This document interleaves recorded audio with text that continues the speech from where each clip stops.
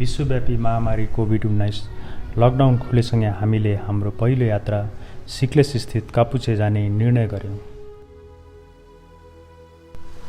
यो यात्रामा हामीले रात्रिकालीन यातायातको पनि अनुभव बटुल्ने मौका पायौं, जुन एकदमै रोमाञ्चकारी र यादगार रह्यो। शान्त वातावरणमा कुदिरहँदा भेगले आएका केही गाडीले समय-समयमा हामीलाई झस्क्याउने गर्थे।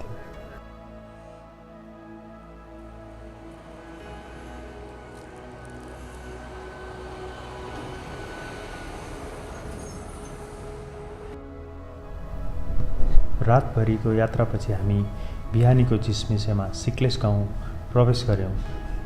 रातभरको त्यो थकान मेट्नको लागि चिप्लीमा हामी चिया खानको लागि केही बेर रोकियौं।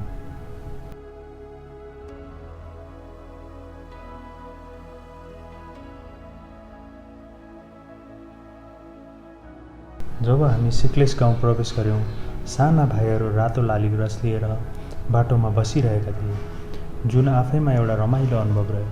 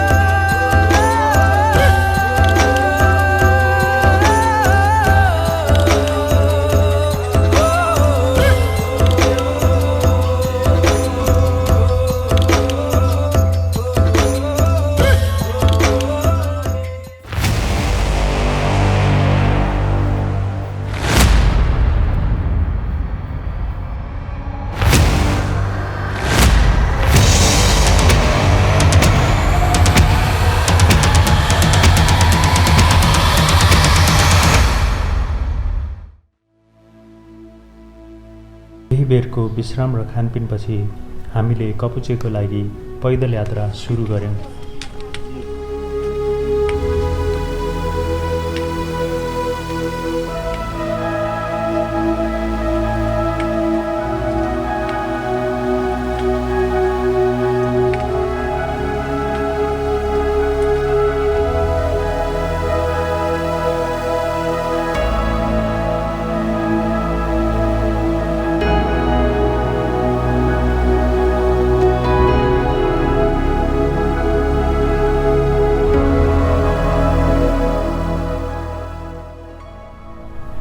यात्राको क्रममा हामीले बाटोमा देखेका दृश्यहरू क्यामेरामा कैद गर्दै अगाडि बढ्यौं।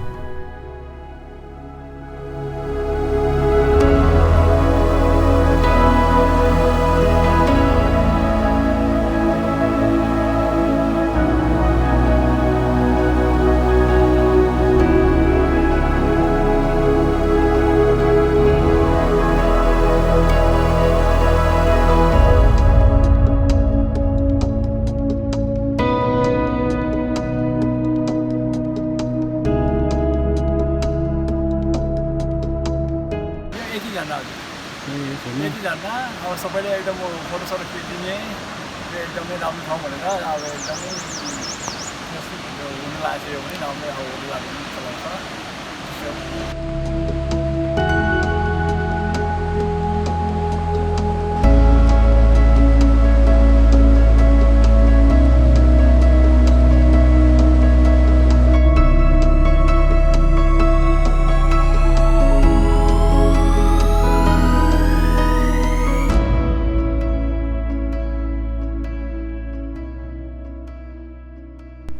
यात्राको क्रममा हामीलाई खानेपानीको अभाव एकदमै खड्कियो।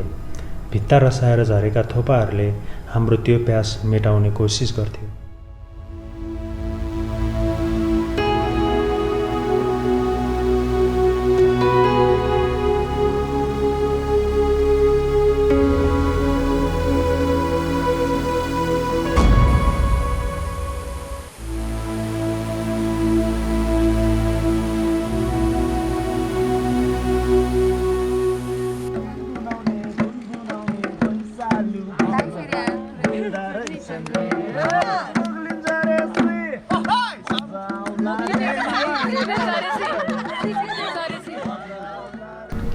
साँझपख साथीभाइहरूले आगो ताप्दै गीत गाउँदै नाच्दै दिनभरिको थकान मेट्ने कोसिस गरे।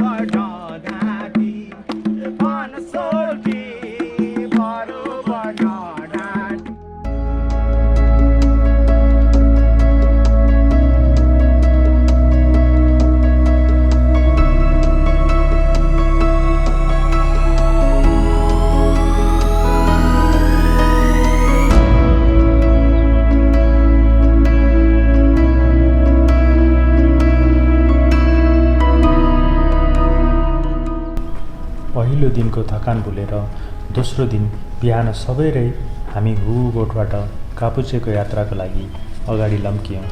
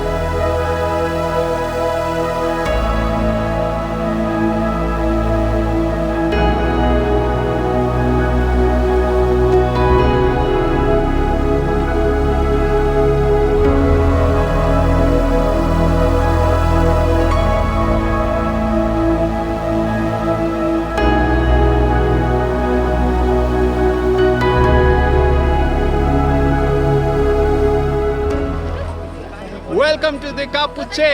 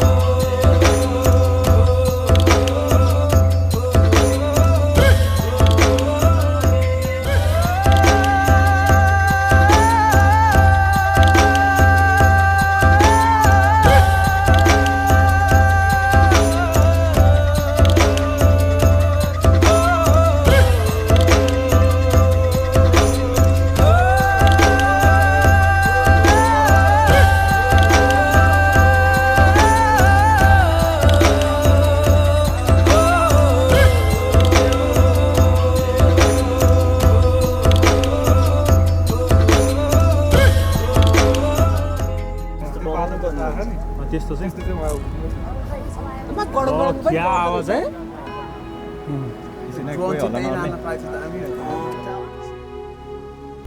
हिमाली क्षेत्रको कम उचाइमा रहेको यस हिमताल कापुचेमा आन्तरिक पर्यटकहरू एकदमै बाक्लिएको देखिन सकिन्थ्यो, जुन आफैमा पर्यटकीय हिसाबले सुखद सुरुवात हो।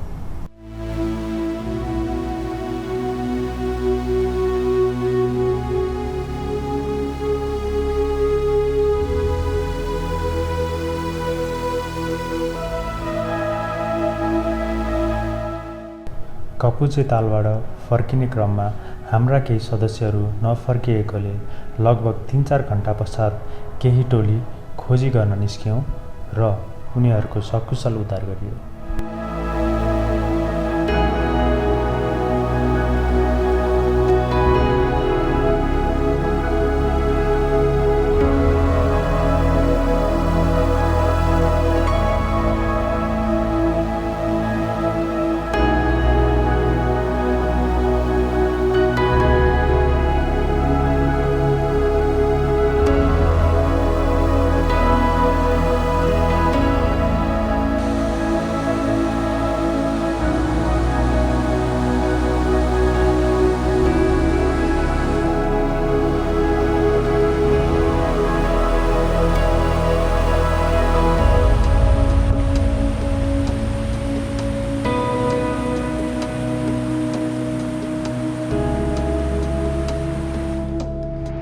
बिचमा आएपछि चाहिँ ल हामीले यो कुरा चाहिँ मिस गर्नै हुँदैन, यो हामीले रेकर्ड गर्नलाई मिस गर्नु हुँदैन, खिच्नै पर्छ भन्ने लाग्यो कि हामीलाई।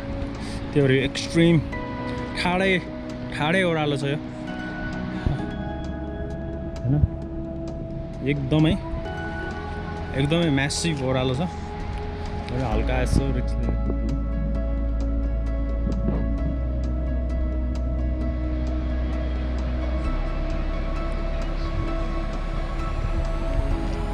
एकदम म्यासिभ छ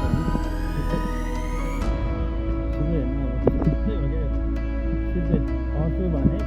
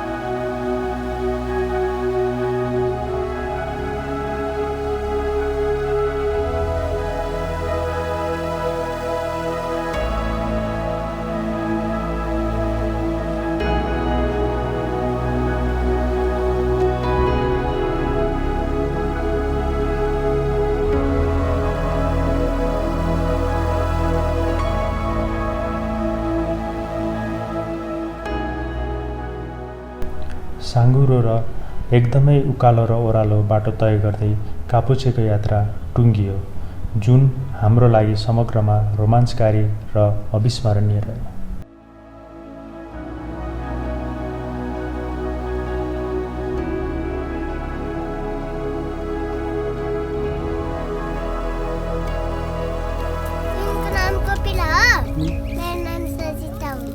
कति पढ्छौ?